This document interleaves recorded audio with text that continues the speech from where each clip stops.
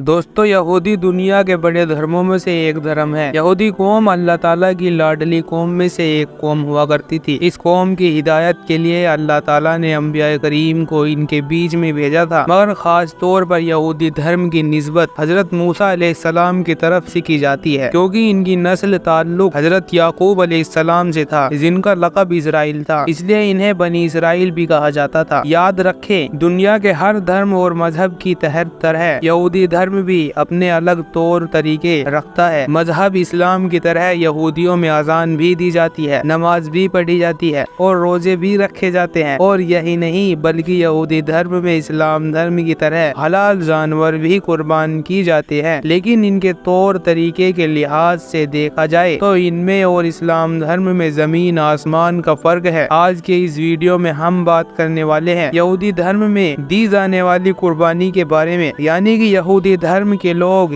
किस तरह से जानवरों की कुर्बानी करते हैं और कुर्बानी करने से पहले वह उस जानवर के साथ में क्या करते हैं। जानकर यकीनन आप भी हैरान रह जाओगे, इसलिए आज का यह वीडियो आप सभी के लिए बहुत खास है। आप इसको आखिर तक जरूर देखें। और सबसे पहले, अगर आप अनस मिनी व्लॉग को इस्लाम धर्म को दुनिया का सबसे बड़ा और सबसे अच्छा धर्म मानते हो तो आप इस वीडियो को दिल से एक लाइक जरूर करें और मेहरबानी करके इसे शेयर भी कर दे, ताकि और भी लोगों के पास यह वीडियो पहुंच जाए। तो चलिए दोस्तों, शुरू करते हैं। दोस्तों, वीडियो में आगे बढ़ने तो जब तक कि इंसान इनको अपने रोजमर्रा की जिंदगी का हिस्सा बनाने के लिए नियत ना कर ले, और जब कोई इंसान इबादत करने की नियत कर लेता है तो उस नियत के बाद में तमाम इबादत उस पर वाजिब हो जाती है, और फिर इनमें से और फर्ज इबादत तो में कोई फर्क नहीं रहता। इसके अलावा यह भी याद रखें कि यहूदी धर्म में तमाम इबादत अपने तौर पर भी अदा की जा सकती है और बाजमात भी अदा की जा सकती है, मगर यहूदी धर्म का मानना है कि बाजमात इबादत करने में ज्यादा फजीलत है। इसलिए फिर जब इनकी जमात इकट्ठी हो जाती है तो फिर वह अपने खुदा के दरबार में बतौर बनी इसराइल की कौम को पुकारते हैं। इनकी जमात को पूरा होने के लिए इन्हें कम से कम 10 लोगों की जरूरत होती है, वरना फिर एक साथ होकर भी यह लोग अपनी अलग अलग इबादत करते हैं। दोस्तों, मजहब इस्लाम की तरह यहूदी धर्म में कुर्बानी भी की जाती है, लेकिन इनका जो कुर्बानी करने का तरीका है वह मुसलमानों से बिल्कुल अलग है। याद रखें, यहूदी धर्म में फर्ज कुर्बानी के अलावा अलग अलग कौमों पर और अलग अलग तरीकों से भी कुर्बानी की जाती है, और इन्हीं तमाम तरह की कुर्बानियों को कुर्ब कहा जाता है। कुर्ब से बना है, जिसका मतलब करीब है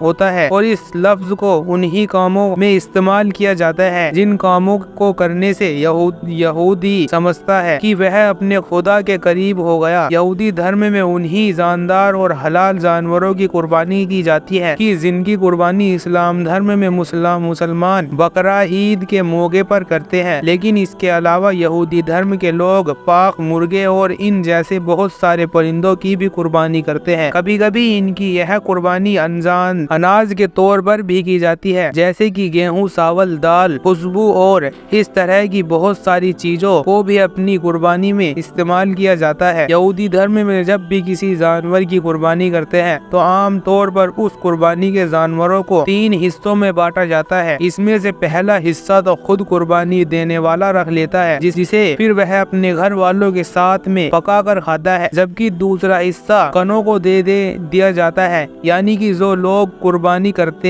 हैं उनको दे दिया जाता है, और तीसरा हिस्सा उनकी जो कुर्बान गाह बनी होती है उसमें रख कर ला दिया जाता है, और यही वह हिस्सा है जिसको यहूदी अपने खुदा के सामने पेश करते हैं। इनके अलावा कई बार यहूदी अपने खास मौकों पर, या यूं कहें कि अपनी कोई खास खुशी के मौकों पर कुर्बानी भी देते हैं। इस तरह की कुर्बानी में पहले तो यहूदी अपने कुर्बानी के जानवरों के साथ में लेकर उसके साथ में नाच गाना करते हैं, यानी कि उस कुर्बानी के जानवर के साथ में खूब खुशियां मनाते हैं। उसके बाद में उस जानवर की कुर्बानी अपने खुदा के सामने पेश कर देते हैं। ऐसे मौके पर दी गई कुर्बानी का सारा हिस्सा ही कुर्बान गाह पर रखकर उसको जला दिया जाता है, यानी कि यहूदियों के मुताबिक इस तरह की कुर्बानी का सारा हिस्सा ही खुदा के हवाले करना होता है। जिस जानवर को इस तरह की खास कुर्बानी के लिए इस्तेमाल किया जाता है, इसे किसगिंग मुताबिक इस गिंग को लाद कर कुर्बान کر دیا جاتا ہے۔ تورا میں یہودیوں کو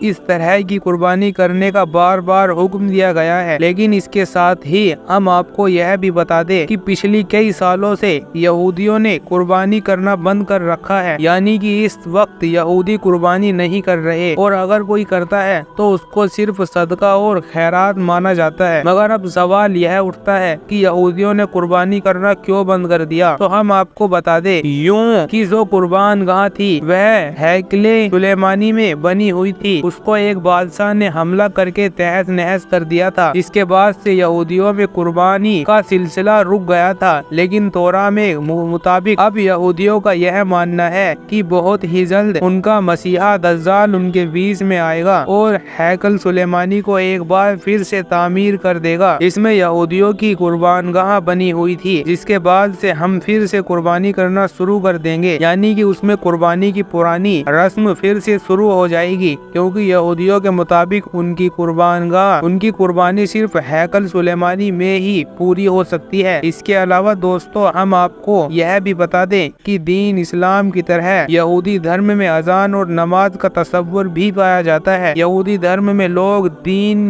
میں 3 بار اذان دیتے ہیں اور نماز ادا کرتے ہیں، اور ہفتے کے دن یعنی کہ شنیوار کے دن یہ لوگ ایک خاص نماز بھی ادا کرتے ہیں، جس طرح سے مسلمان جمعے کے دن خاص نماز پڑھتے ہیں۔ اس کے علاوہ ان کی ایک اور 5ویں خاص نماز بھی ہوتی ہے، جسے نائلہ کہا جاتا ہے، جو سال میں صرف ایک ہی بار ادا کی جاتی ہے۔ دین اسلام کی طرح یہودی دھرم میں بھی نماز تنہا اور جماعت کے ساتھ میں ادا کی جا سکتی ہے۔ جس طرح سے اسلام میں باجماعت نماز کی فضیلت زیادہ ہے، ویسے یہودی دھرم میں بھی باجماعت نماز کو زیادہ افضل مانا گیا ہے، لیکن اس کی ماس میں اکثر اعمال کی قرات باجماعت اور ایک خاص لہجے میں کی جاتی ہے، جسے نگن کہا جاتا ہے۔ اس کے علاوہ ہم آپ کو یہ بھی بتا دیں یہودی دھرم کی ہر عبادت گاہ میں ایک بلند اور اونچا چبوترا بھی موجود ہوتا ہے، جس پر کھڑے ہو کر یہودی دھرم میں عالم نجات پڑھتے ہیں، جسے ہم اپنی بول چال کی بھاشا میں یہودی کی اذان بھی کہہ سکتے ہیں۔ اذان دیتے وقت یہودی ربی کے ساتھ ہاتھ میں ایک بگل ہوتا ہے، جس کو بجا کر ارد گرد کے یہودیوں کو نماز کے لیے اطلاع دی جاتی ہے۔ اس لیے پھر اس بگل کی آواز سنتے ہی تمام یہودی عبادت کے لیے اکٹھا ہو جاتے ہیں۔ یاد رکھے دین اسلام میں جب نمازیوں کو اکٹھا کرنے کے لیے اللہ کے پیارے نبی حضرت محمد صلی اللہ علیہ وسلم نے لوگوں سے رائے لی تھی، تو اس وقت کچھ لوگوں کی طرف سے انہی یہودیوں والے طریقے کا مشورہ دیا تھا، لیکن اللہ کے پیارے نبی نے اس طریقے کو اپنانے کے لیے صاف صاف منع فرما دیا تھا، یعنی کہ اپنے یہودیوں کے اس طریقے کو ناپسند فرما دیا تھا۔ یہ تو ہوئی یہودی دھرم کی اذان کی بات۔ اب آپ کو یہودی دھرم کے نماز کے بارے میں بھی بتاتے ہیں۔ یاد رکھے دین اسلام کی طرح یہودی میں نماز بھی پڑھی جاتی ہے، لیکن اس کا نماز پڑھنے کا وقت اور طریقہ مسلمانوں کی نماز سے بہت زیادہ الگ ہے، یعنی کہ یہودیوں اور مسلمانوں کی نماز میں بہت زیادہ فرق پایا جاتا ہے۔ یہودیوں کے نزدیک نماز کی وہ اپنے خدا کا شکر ادا کرنا اور اپنے گناہوں کی معافی طلب کرنا ہے۔ اس کے علاوہ یہودیوں کا یہ بھی کہنا ہے کہ خدا نے ان کو یہ زندگی دی ہے، تورا جیسی مقدس کتاب عطا کی ہے، اس لیے یہ ان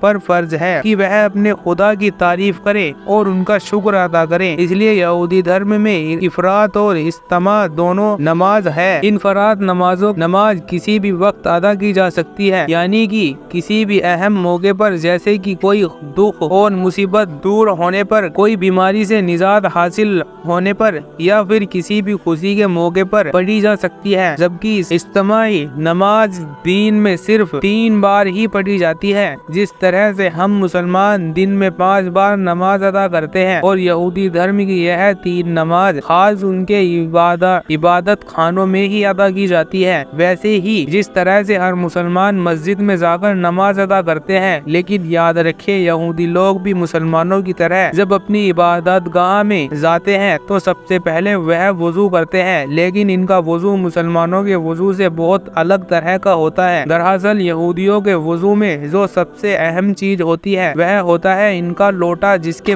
بغیر ان کا وضو بھی نہیں ہوتا۔ یہودی سب سے پہلے اپنے اس لوٹے میں پانی بھرتے ہیں اور اس کے بعد میں وہ اپنا وضو کرتے ہیں، لیکن وہ مسلمانوں کی طرح نہ اپنا منہ دھوتے ہیں اور نہ ہی اپنے پیروں کو دھوتے ہیں اور نہ ہی سر کا مسح کرتے ہیں، بلکہ ان کا وضو کرنے کا طریقہ عجیب طرح کا का होता है। यहूदी लोग अपने लोटे से पानी लेकर अपने हाथ को 3 बार धोते हैं और फिर दूसरे हाथ को भी 3 बार धो लेते हैं। फिर अपने दोनों हाथों को धोकर अपने दिल में यह तसव्वुर कर लेते हैं कि अब हम पाक हो गए हैं। वुज़ू करके यहूदी फिर अपनी इबादत गाह में चले जाते हैं जहाँ पर तोरा का आलिम होता है जिसको रबी कहा जाता है। वह वहाँ पर नमाज पढ़ाता है। इसके अलावा हफ्ते के दिन यानी कि शनिवार के दिन इनका बड़ा इज्तिमा भी होता है। इसमें तमाम इजराइली मर्द और औरतें शिरकत करते हैं। फिर वहाँ पर तोरा को बुलंद और ऊंची आवाज में पढ़ा जाता है। यहूदी अपनी नमाज में बुलंद आवाज से और खूबसूरत आवाज और लहर के साथ में तोरा की तिलावत करते हैं। इसके अलावा नमाज के दौरान यहूदी कभी रुकू में चले जाते हैं तो कभी बड़े बड़े सजदे करते हैं तो कभी खड़े खड़े झूमने लग जाते हैं तो कभी जोर जोर से तोरा की तिलावत करने लगते हैं। फिर कभी झुकते हैं कभी सजदा करते हैं और इस तरह से करते हुए वह अपनी नमाज मुकम्मल कर लेते हैं। इसके अलावा यह भी याद रखे कि नमाज के दौरान यहूदी अपना रुख यरूशलेम यानी कि बैतुल मुकद्दस की तरफ रखते हैं, यानी कि यह लोग बैतुल मुकद्दस की तरफ अपना मुंह करके ना पढ़ते हैं, नमाज पढ़ते हैं। उम्मीद करता हूँ कि आज का यह हमारा वीडियो आपको अच्छा लगा होगा, जानकारी पसंद आई हो तो आप इस वीडियो को दिल से एक लाइक जरूर कर दे और मेहरबानी करके इसे शेयर भी कर दे ताकि और भी लोगों के पास यह जानकारी पहुंच जाए।